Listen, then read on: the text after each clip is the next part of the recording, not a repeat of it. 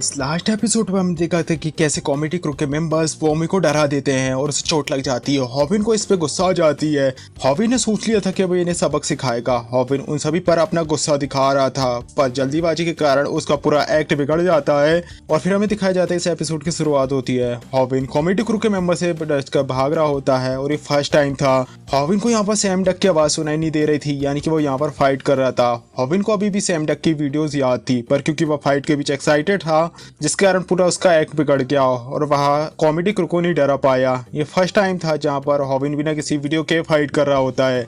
हॉविन मन ही मन में सोच रहा था कि मैं उस समय इसलिए नहीं डरा पाया था क्योंकि मैं वहाँ पर बहुत ज़्यादा रिलैक्स हो चुका था, पर अब मैं यहाँ पर बिल्कुल भी रिलैक्स में नहीं हूँ। हॉविन अब बिना किसी हट हुए एक बंदे के पंच को रोकता है, उसे एक जोरदार काफ किक मारता है। वो सोचता है कि अब मैं बदल चुका हूँ और अब मुझे इस बात का एहसास भी हो रहा है। कॉमेडी क्रू का लीडर कहता है कि हॉविन तुम हार मान लो, तुम एक छोटा कीड़े हो। हॉविन सोचता है कि क्या इन्हें कुछ भी दर्द नहीं हो रहा, मैंने इन्हें काफ किक मारी थी। हमें किम दिखाया जाता है। किम कहता है कि अभी सब कुछ खत्म हो चुका है। तब एक पर्सन कहता है कि क्या हॉविन की किक ने डैमेज नहीं दिया।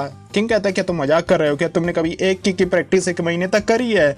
क्या हॉविन ने एक काफ की किक प्रैक्टिस करी है, वो भी 10,000 बार 1 महीने में? क्या ऐसा सच में इसने किया है? हाँ, किम कहता है हाँ इसने सच में ऐसा कुछ किया है और कोई भी पर्सन अगर इसकी काफ किक से डैमेज होता है तो वो बिल्कुल मूव नहीं हो पाएगा। हम दिखाया जाता है कॉमेडी क्रू के मेंबर्स, हाँ कॉमेडी क्रू के मेंबर्स हिल भी नहीं पा रहे थे, उन्हें बहुत ज़्यादा पेन हो रहा था। वहीं किम कहता है कि पर मैं ये बात समझ नहीं पा रहा हूँ कि चलो ये 2 बंदों को तो काफ किक लगी है और यहाँ पर खड़े हैं, पर इनका बॉस ये जो तीसरा बंदा है वो क्यों नहीं हिल पा रहा है?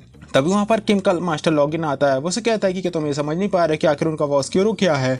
मुझे लगता है कि तुम अच्छे से नहीं देख पा रहे हो। उस लड़के ने तुम्हें ये बताया है कि डर क्या होता है। ये चीज़ एक इंटरमिडेशन है और अभी अभी उन्हें ये एहसास हुआ है कि उनके सामने हॉविन कोई आम इंसान नहीं बल्कि एक अल्फा गोरिल्ला है। कॉमेडी क्रू का लीडर कहता है कि बस मैं तो ये सोच नहीं पा रहा हूँ कि आखिर मैं इस बंदू को कैसे हराऊंगा। हॉविन जो मन में सोच रहा था कि माँ मुझे मेरे साथ गलत हो रहा है, मेरा दिल जोर जोर से बीट कर रहा है, कहीं ये प्यार के कारण तो नहीं मुझे चाहे मौत का डर क्यों नहीं लग रहा हो, पर मैं अभी काफ़ी ज़्यादा एक्साइटेड हूँ और अगली बार मुझे पता नहीं कि अब मुझे कौन सा मूव ट्राई करना चाहिए इन बंदों पर। क्या मैं एडिनल के मदहोश में हूँ? तभी वहाँ पर गोयला जाती है जो कॉमेडी क्रू की एक लड़की को पकड़ लेती है। कहती है अगर तुमने मुझे हार नहीं मानी मैं इस लड़की को मार दूंगा। आखिर तुम्हारी हिम्मत कैसी हुई हमारे एक बंदे को परेशान करने की? अगर तुम लोगों ने अभी ये सब बंद नहीं किया तो मैं इस लड़की को पीट दूंगी, ये मेरे हाथ मारी जाएगी। कॉमेडी क्रू का लीडर कहता है कि ये तो बहुत बुरी बात है, इन्होंने हमारी साथी को पकड़ लिया है, इसलिए अब हमें यहाँ से जाना होगा, मुझे इस लड़की को यहीं पर छोड़ना होगा। फिर वो वहाँ से जाने लगते हैं। तब वो लड़की कहती है अभी रोको, इसने अभी आ रहा है इस लड़की ने, आखिर तुम इसे लड़की को ऐसे कैसे छोड़ सकते हो?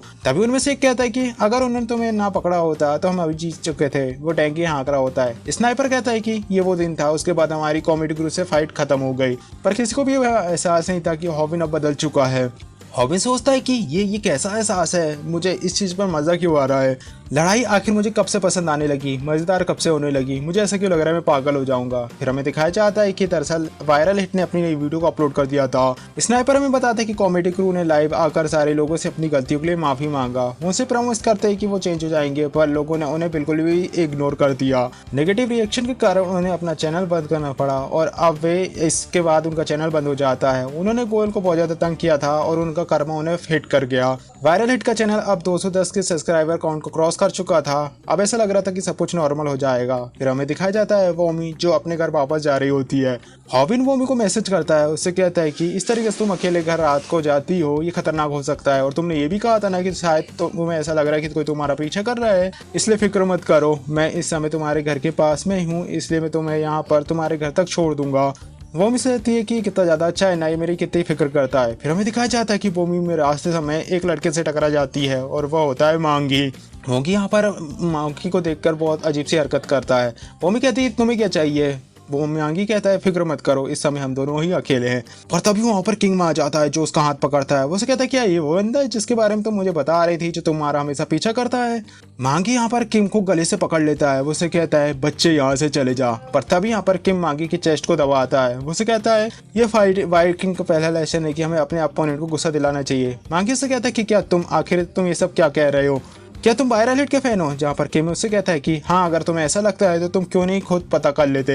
फिर ये अगला लेसन ही है कि कैसे आप प्रो फाइटर होके एक सिसरेम लेसलर को हरा सकते हो। फिर हमें बताया जाता है कि कैसे किम का master medium wait, light heavy weight classes में चैंपियन थे। उन्हें स्माइलिंग किंग के नाम से जाना जाता है। उन्होंने एक टैलेंटेड किड को ढूंढा है जो कि एमएमए वर्ल्ड का सुपर रुकी मोनसिफ किम है। अब यहाँ पर किम ने मांगी के हाथ को पकड़ लिया था, वो उसे हार मानने के लिए कह रहा था। तब यहाँ पर मांगी उसे एक हाथ से उठाकर फेंक देता है। किम को यहाँ पर पहली बार लग रहा था कि शायद उसके पास भी ऐसी ताकत हो सकती है जो उसे हरा देगी। मांगी यहाँ पर किम को जमीन में पटकने की कोशिश करता है, पर किम जो उसे डॉज कर जाता है। उसे कहता है ये कितना ज्यादा मजेदार है ना, मुझे ऐसा लग रहा है कि जैसे मैं किसी जंगली सुअर से फाइट कर रहा हूँ, और अगर ऐसी बात है तो मैं अब इसके साथ सीरियसली फाइट करूंगा। यहाँ पर मांगी बॉमी को धक्का देता है और किम की तरफ तेजी से बढ़ता है। वो उसे कहता है कि तुम जैसे लोगों को मर जाना चाहिए। हमें देखा जाता है हॉविन चिल्लाते हुए उनकी तरफ आ रहा था, और ये इसलिए हो रहा था क्योंकि बॉबी हॉविन को रिप्लाई नहीं कर रही थी, तो वो डर के मारे फिक्र के कारण वो चिल्लाते हुए वहीं पर आ रहा था।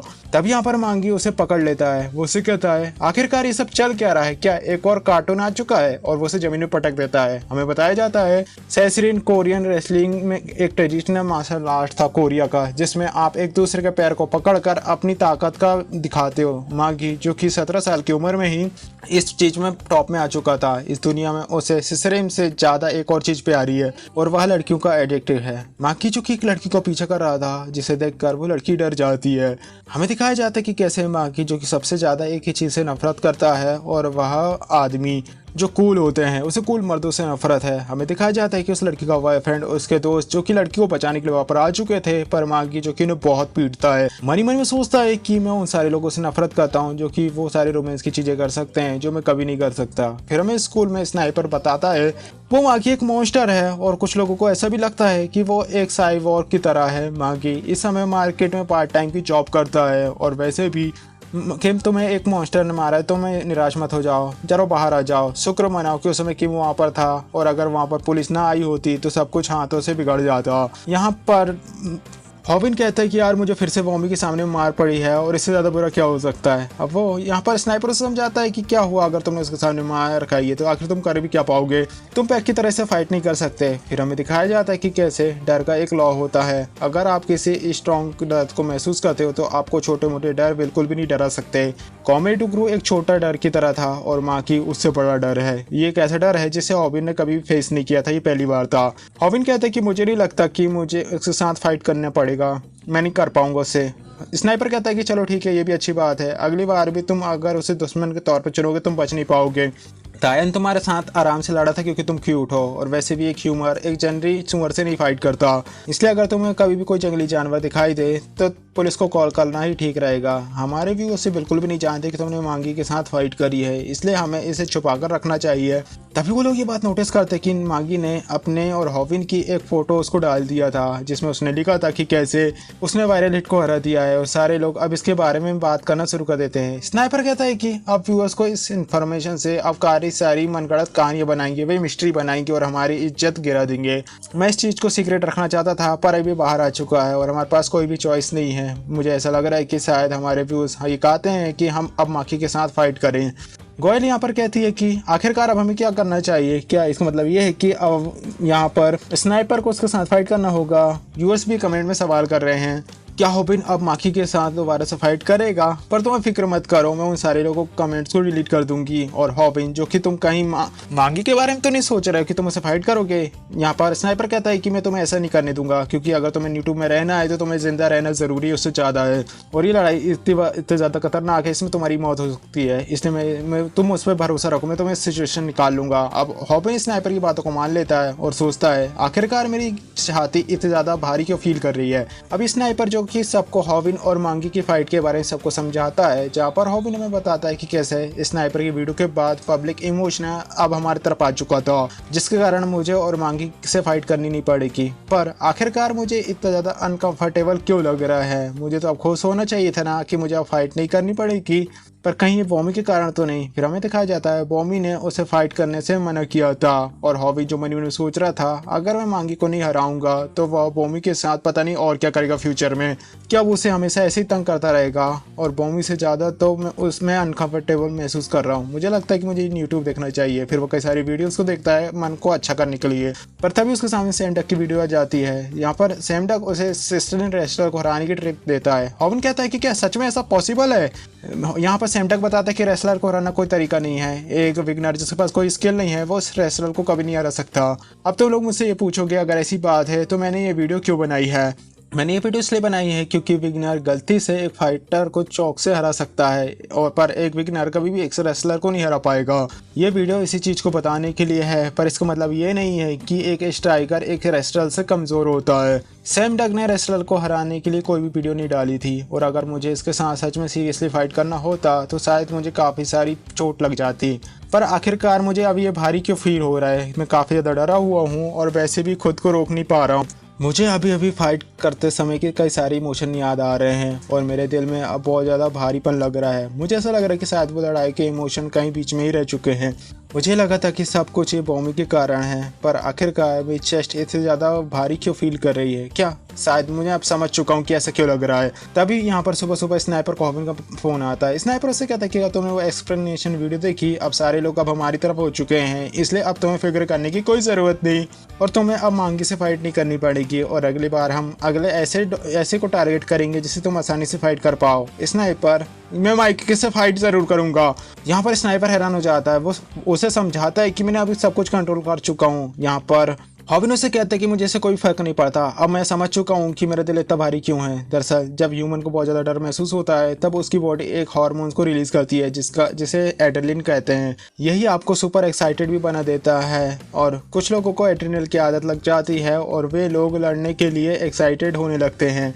मैं भी अब उनमें से एक बन जाऊंगा और अब मैं बस फाइट करना चाहता हूँ। हॉबिन यहाँ पर मांगी के पास चला जाता है, जो मन में सोच रहा था कि मुझे पता है कि फाइट अब रेगुलर फाइट की तरह ना होगी।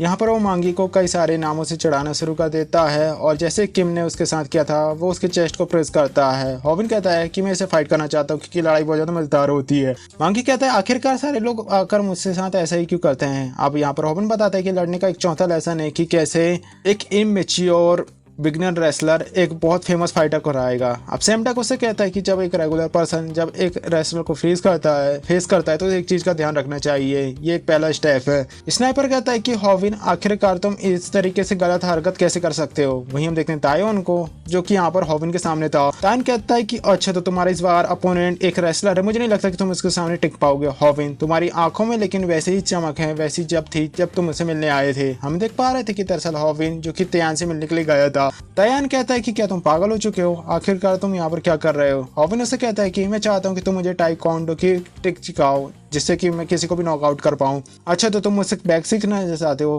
तायोन उससे कहता है। तायोन उससे कहता है कि तुम्हें याद नहीं कि मैंने तुमसे कहा था अगर मैं तुम्हें दोबारा देखूंगा तो तुम्हें मार डालूंगा, और तभी वो उसे जोरदार बैक किक मारता है। तायोन कहता है कि तुम अगले वीडियो में तुम्हारा फ्यूनरल दिखाओगे। यहाँ पर हॉबिन सोचता है कि इसने मेरे बैक पर लात मारी पर मुझे बहुत ज़्यादा पेन हो रहा है। अच्छा, तायोन कहता है कि अच्छा तुम नोटबुक के कारण बच गए। हॉबिन कहता है कि इसने जो किक मुझे पहली मारी थी वो आज के मुकाबले बहुत ज़्यादा कमज़ोर थी। क्या सच में उसने उस दिन मेरे साथ आराम से फाइट करी थी। तायोन उससे कहता है कि अगर तुम जिंदा रहना चाहते हो तो स्नाइपर को बाहर आ जाए। यहाँ पर हॉबिन उससे कहता है कि नहीं, ये कोई कंटेंट नहीं है, यानी कि स्नाइपर यहाँ पर नहीं है, मैं यहाँ पर बस तुमसे सीखने आया हूँ। अब तायोन उससे कहता है कि पर ऐसा क्यों। हॉबिन उससे कहता है कि नहीं, मैं इस तरीके से वापस खाली हाथ घर नहीं जा सकता, मैं इसलिए सीखने आया हूँ क्योंकि टाइकोंडो सबसे ज़्यादा स्ट्रॉन्गेस्ट है। मैंने आज तक जितनी भी मार खाई है उसमें सबसे ज़्यादा चोट मुझे ताइकोंडो में ही आई है, इसलिए प्लीज़ मुझे सुगाओ। और इसके साथ ही एपिसोड यहाँ पर ख़त्म हो जाता है। गाइस, नेक्स्ट एपिसोड को लिंक आपको स्क्रीन में शो होगा, जिस पर क्लिक करके आप इजीली उसे देख सकते हो। सो गाइस, क्या लगता है यहाँ पर हॉबिन क्या उस मास्टर को हरा पाएगा, क्या तायोंग यहाँ पर उसे फाइट सिखाएगा, ये तो हमें नेक्स्ट एपिसोड में पता चलेगा। सो गाइस, मिलते हैं नेक्स्ट वीडियो में, तब तक के लिए बाय।